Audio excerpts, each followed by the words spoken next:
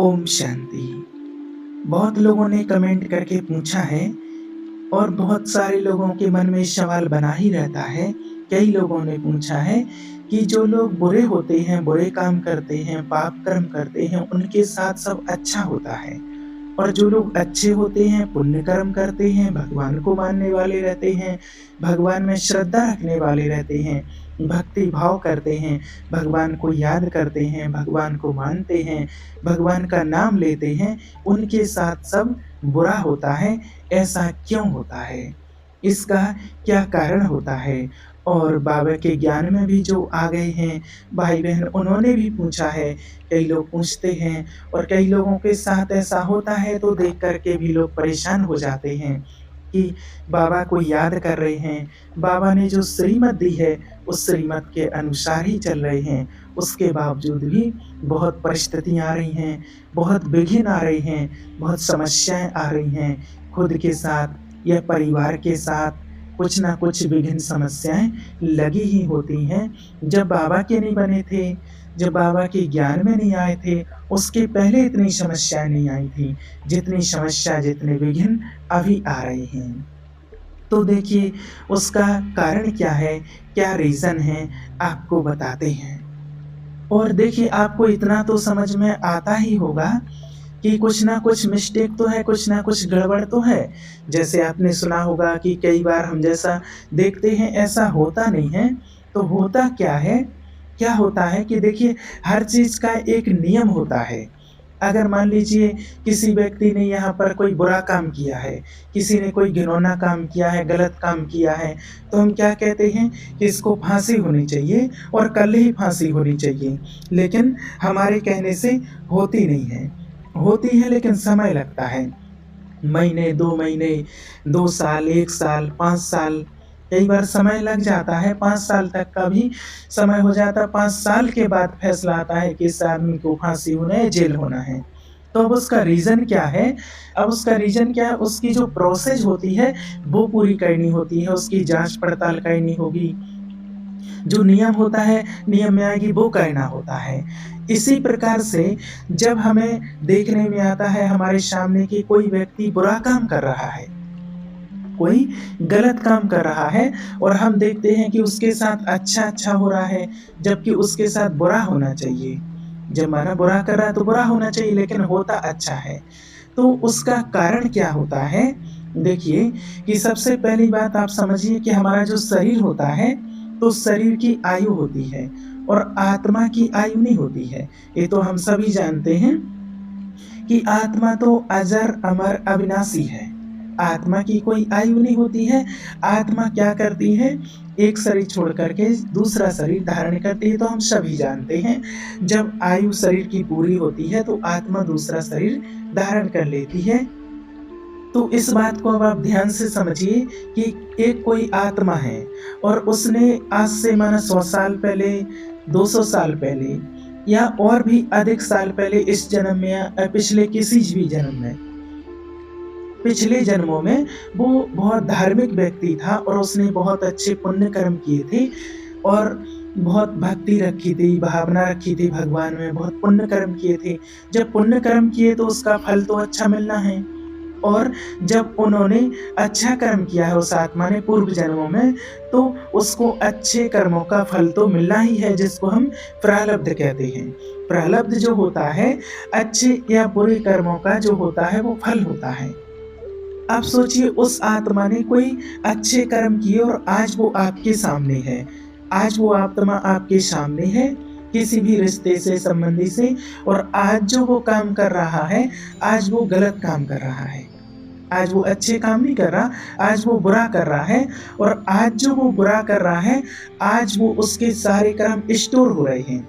इस चीज़ को अच्छे से समझना कि आज वो गलत काम कर रहा है और वो सारे कर्म स्टोर हो रहे हैं उसके, और जो उसने पूर्व जन्म में किए थे, वो बहुत पुण्य काम किए थे और उसके वजह से आज उसका अच्छा चल रहा है और आज उसके साथ अच्छा चल रहा है।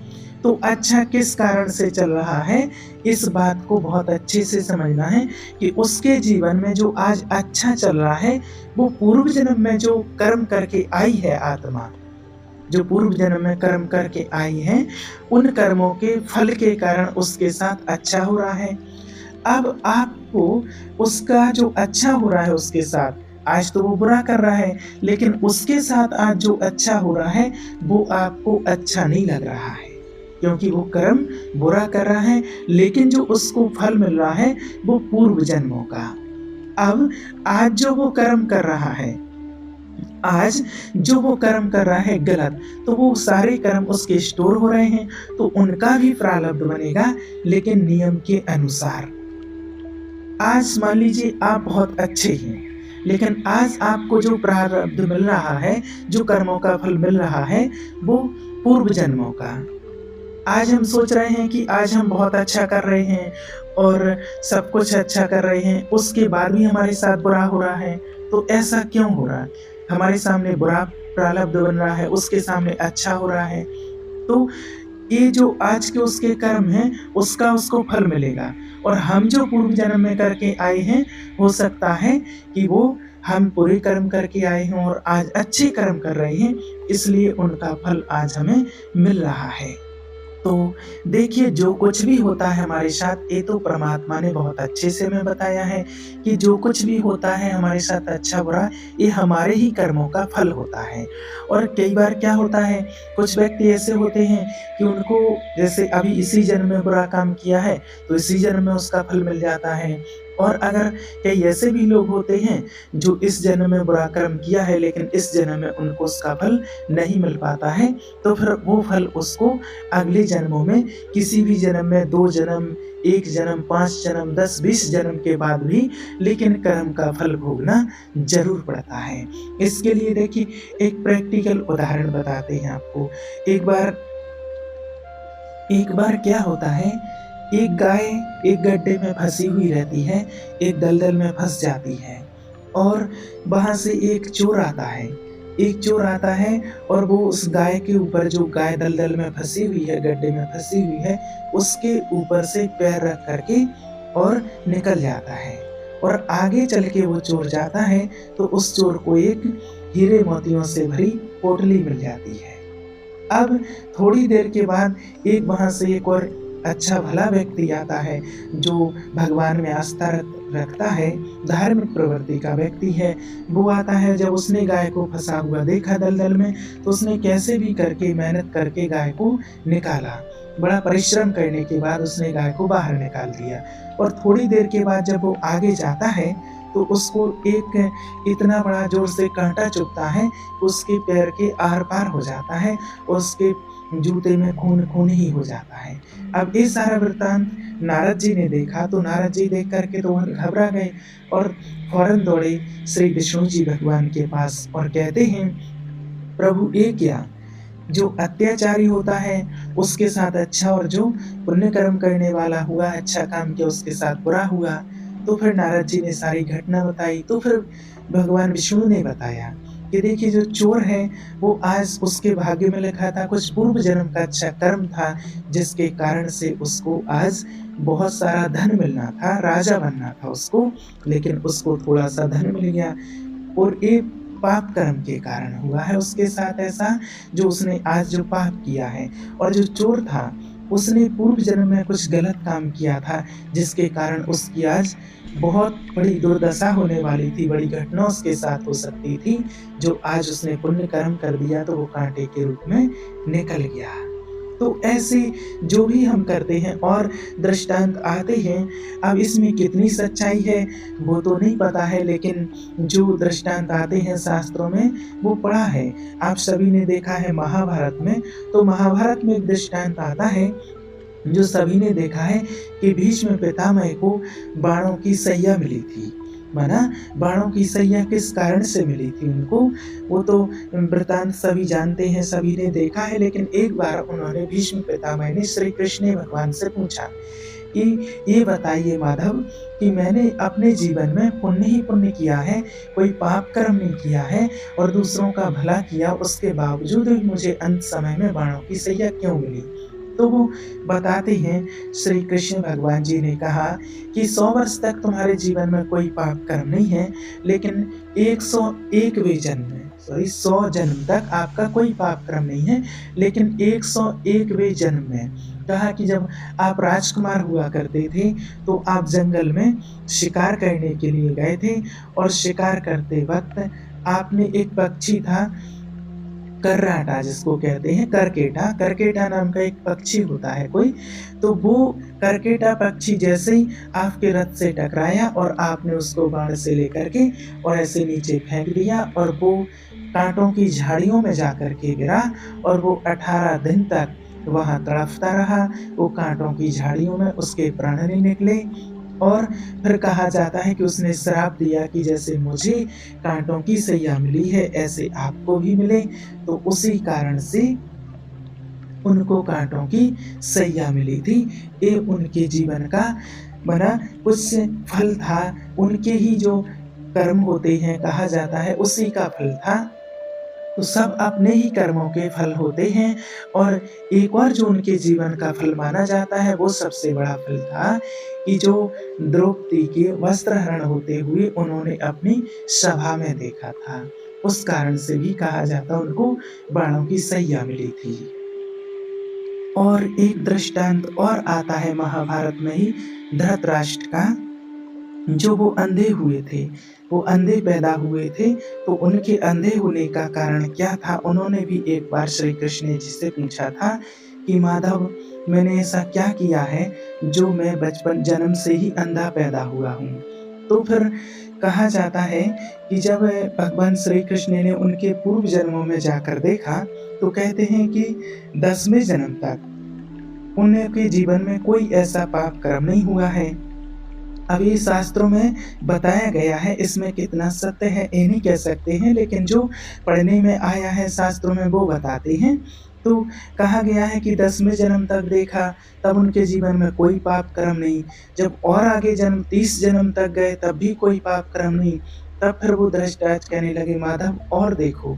तो कहा जाता है कि जब 36वें जन्म में देखा भगवान श्री कृष्ण ने, तो जब भगवान श्री कृष्ण ने देखा कि उनकी माना 36 जन्म तक 30 जन्म तक कोई पाप कर्म नहीं, जब 36वें जन्म में देखा गया कि एक बच्चा है, एक राजकुमार बच्चा है और वो एक चिड़िया के बच्चे रखे हुए घोंसले में और चिड़िया के बच्चे उठा करके और उनकी आँखें फोड़ रहा है। ऐसा देखा गया कि चिड़िया के बच्चे की आँखें फोड़ रहा है, काँटे से दोनों आँखें फोड़ दी और खुश हो रहा है। तो फिर भगवान श्री कृष्ण ने बताया धृतराष्ट्र को कि यही तुम्हारा पाप कर्म है, जिसके कारण तुम इस जन्म में अंधे पैदा हुए हो। तो फिर उन्होंने पूछा, धृतराष्ट्र ने भी पूछा था और भीष्म पितामह ने भी पूछा कि भाई इतने जन्म से उनका पाप जो था वो 101वें जन्म का, इनका 36वें जन्म का, इसके और जो पहले के जन्म हुए हैं उसमें इसका दंड क्यों नहीं मिला? तो उन्होंने बताया है कि इसके पहले जो तुम्हारा जो भी जन्म थे उस जन्म में तुमने अच्छा कर्म किया है, पुण्य कर्म किए हैं, इसलिए ये पाप उदय नहीं हो पाया है, इसलिए वो फल तुम्हें नहीं मिला। और इस जन्म में तुम्हारे पाप उदय हुए, यानी कि पाप ज़्यादा भारी हो गए और पुण्य कम हुए हैं, पुण्य इस जन्म में कम हुए हैं, उस कारण से इस पाप का फल तुम्हें इस जन्म में भोगना पड़ा। तो देखिए कर्मों का सिद्धांत कितना स्पष्ट है और परमात्मा ने शिव बाबा हमें रोज कर्मों की गुह गति बताते हैं कि कर्म का बहुत अटल सिद्धांत है, कर्मों से कोई बच नहीं सकता है। जिसने जो कर्म किया है उसको वो फल भोगना ही पड़ता है। इसलिए आज हम बताते शिव बाबा ने, परमात्मा ने जो बताया है कि हमने जो कुछ भी किया है हमारे साथ वो ही होता है और अच्छा बुरा जो भी हो रहा हमारे ही पूर्व जन्मों का कर्म फल है। इसलिए आज जो हमने किया है वो हमें अगले जन्मों में भोगना ही पड़ेगा। पूर्व जन्म में हम कुछ करके आए थे अच्छा, इसलिए इस जन्म में अच्छा मिला है, और अगर गलत भी हो रहा है तो अब आगे के लिए कोई हिसाब किताब नहीं बनाना है, क्योंकि यह क्रिया की प्रतिक्रिया है, साइकिल चलता रहता है कि जो करते हैं वो भोगना ही पड़ेगा। जो बीज हम बोते हैं उसका फल ज़रूर मिलेगा। अगर हम आज ज़मीन में जो बीज डालेंगे उसमें वो ही फल आएगा। और वो हमें काटना ही पड़ेगा, उसका फल भोगना ही पड़ेगा। जो हम बोते हैं, वो हमारे पास ज़रूर आता है, जो हम देते हैं, वो लौट कर के हमारे पास ज़रूर आता है। इसलिए हम वही करें, वही बोएँ, जो हमें अच्छा लगे।